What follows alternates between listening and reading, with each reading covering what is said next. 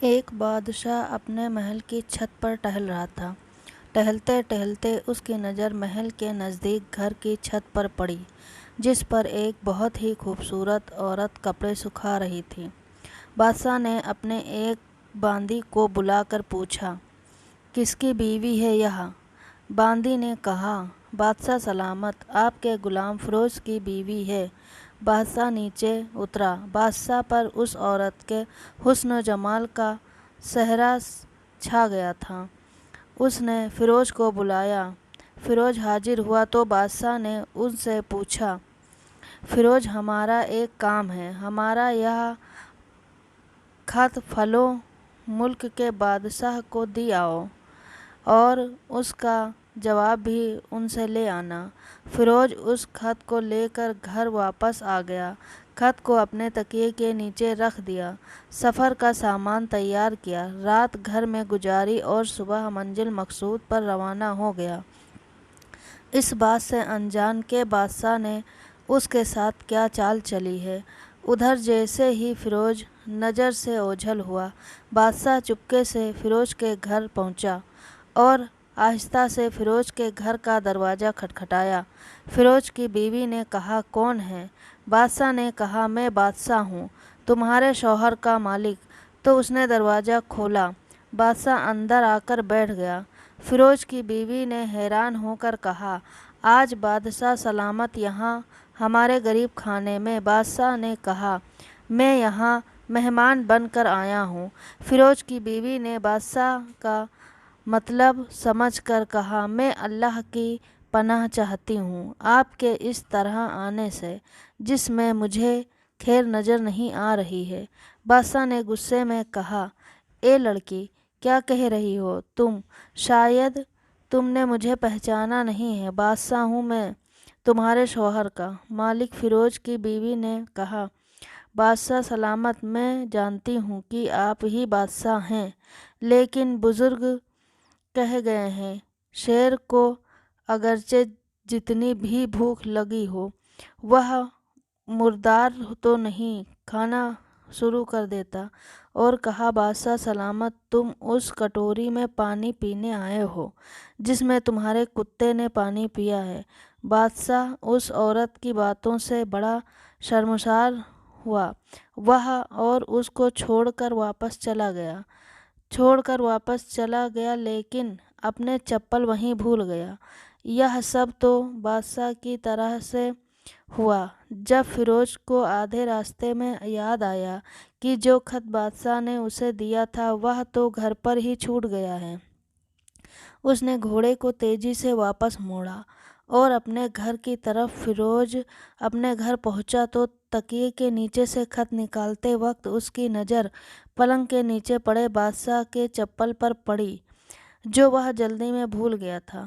فیروز کا سر چکرا گیا اور وہ سمجھ گیا کہ بادشاہ نے اسے سفر پر صرف اس لیے بھیجا تھا کہ وہ اپنا مطلب پورا کر سکے۔ فیروز کسی کو کچھ بتائے بغیر چپ چاپ گھر سے نکل کر خط لے کر وہاں چل پڑا اور کام ختم کرنے کے بعد بادشاہ کے پاس واپس آیا تو بادشاہ نے اسے انعام کے طور پر 100 دینار دیے۔ فیروز دینار لے کر بازار گیا اور عورتوں کے استعمال کے قیمتی کپڑے اور کچھ تحفے بھی خرید کر لے آیا۔ بیوی کو سلام کیا اور کہا، چلو تمہارے میکے چلتے ہیں۔ بیوی نے پوچھا، یہ کیا ہے؟ کہا، بادشاہ نے انعام دیا ہے اور میں چاہتا ہوں کہ تم یہ پہن کر اپنے گھر والوں کو بھی دکھاؤ۔ بیوی، جیسے آپ چاہیں۔ بیوی تیار ہوئی اور اپنے والدین کے گھر اپنے شوہر کے ساتھ روانہ ہوئی۔ داماد اور بیٹی اور ان کے لائے گئے تحفے کو دیکھ کر وہ لوگ بہت خوش ہوئے۔ فیروز بیوی کو چھوڑ کر واپس آ گیا۔ 1 مہینہ گزرنے کے باوجود نہ بیوی کا پوچھا اور نہ اس کو واپس بلایا۔ پھر کچھ دن بعد اس کے سالے اس سے ملنے آئے اور اس سے کہا، آپ ہمیں اپنی بہن سے غصے اور ناراضگی کی وجہ بتائیں یا پھر آپ کو قاضی کے سامنے پیش کریں گے۔ تو اس نے کہا، اگر تم چاہو تو کر لو، لیکن میرے ذمے میں اس کا ایسا کوئی حق باقی نہیں ہے جو میں ادا نہ کیا ہوں۔ وہ لوگ اپنا کیس قاضی کے پاس لے گئے تو قاضی نے فیروز کو بلایا۔ قاضی اس وقت بادشاہ کے پاس بیٹھا ہوا تھا۔ لڑکی کے بھائیوں نے کہا، اللہ بادشاہ سلامت اور قاضی صاحب کو صحیح سلامت رکھے۔ قاضی صاحب، ہم نے ایک سبزی باغ درخت پھلوں سے بھرے ہوئے اور ساتھ میں میٹھے پانی کا کنواں اس شخص کے حوالے میں دیا تھا جو اس شخص نے ہمارا باغ اجاڑ دیا، سارے پھل کھا لیے، درخت کاٹ لیے اور کنویں کو خراب کر بند کر دیا۔ قاضی فیروز کی طرف متوجہ ہو کر پوچھا، ہاں تو لڑکے تم کیا کہتے ہو اس بارے میں؟ فیروز نے کہا، قاضی صاحب، جو باغ مجھے دیا گیا تھا وہ اس سے بہتر حالت میں نے اسے واپس کیا ہے۔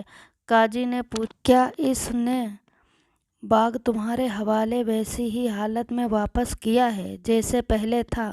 انہوں نے کہا، ہاں ویسے ہی حالت میں واپس کیا ہے، لیکن ہم نے ان سے واپس کرنے کی وجہ جاننا چاہتے ہیں۔ قاضی نے کہا، ہاں فیروز، تو تم اس بارے میں کیا کہنا چاہتے ہو؟ فیروز نے کہا، قاضی صاحب، میں باغ کسی غصے یا نفرت کی وجہ سے نہیں چھوڑا، بلکہ اس لیے چھوڑا کہ ایک دن جب میں باغ میں آیا تو اس میں نے شیر کے پنجے کے نشان دیکھے تو مجھے خوف ہوا کہ شیر مجھے کھا جائے گا، اس لیے شیر کے ڈر کی وجہ سے میں نے باغ میں جانا بند کر دیا۔ بادشاہ جو ٹیک لگائے ہوئے یہ سب سن رہا تھا، وہ اٹھ کر بیٹھ گیا اور کہا، فیروز، اپنی باغ کی طرف امن اور مطمئن ہو کر جاؤ۔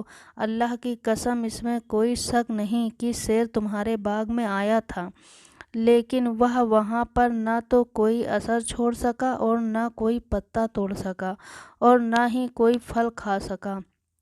وہ وہاں پر تھوڑی دیر رہا اور مایوس ہو کر لوٹ گیا، اور خدا کی قسم، میں نے کبھی تمہارے جیسے باغ کے گرد لگے مضبوط دیوار نہیں دیکھی۔ فیروز ہم نے گھر لوٹ آیا اور اپنی بیوی کو بھی واپس لے لیا۔ نہ تو قاضی کو پتہ چلا اور نہ ہی کسی اور کو کہ کس ماجرا کیا ہے۔ کیا خوب بہتر ہے اپنے اہل و عیال کے راز کو چھپانا کہ لوگوں کو پتہ نہ چلے، اپنے گھروں میں بھید کسی پر ظاہر نہ ہونے دیں۔ دوستو، اگر ہماری کہانی آپ کو پسند آتی ہے تو ویڈیو کو لائک، شیئر اور چینل کو سبسکرائب